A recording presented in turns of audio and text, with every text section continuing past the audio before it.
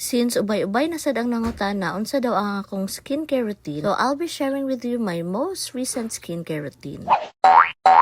Hello mga ka-Jamson! So after maligo, buntag gabiin ako ni siya ginagamit. Mano siya ang vitamin C toner na nadawat nako as a free sample lang. Yes guys, kung ganahan ko ginagamit gud na. Kani said guys, free sample lang ni, pero I've been planning to buy this bago pa ko nila gipadalan niya. I'm so happy guys, kay dili na nako need mo palit.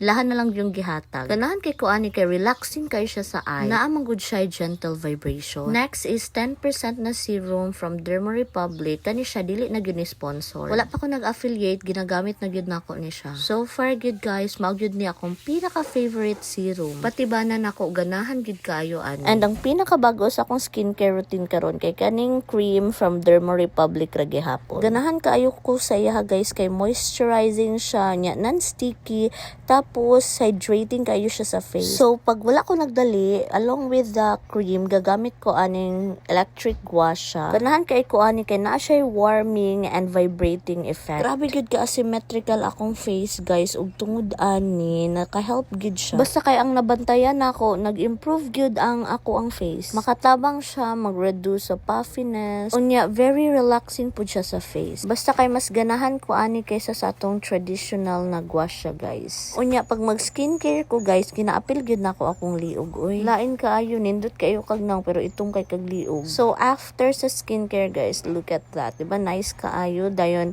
buntag man mag-sunscreen gyud ta di gyud ta malimot mag-sunscreen kay maka-help gyud siya labi nagma is exposed sa init makatabang gyud siya ay. And what I like about this is na siya brightening effect. And this is the final look guys. Hassle guys pero worth it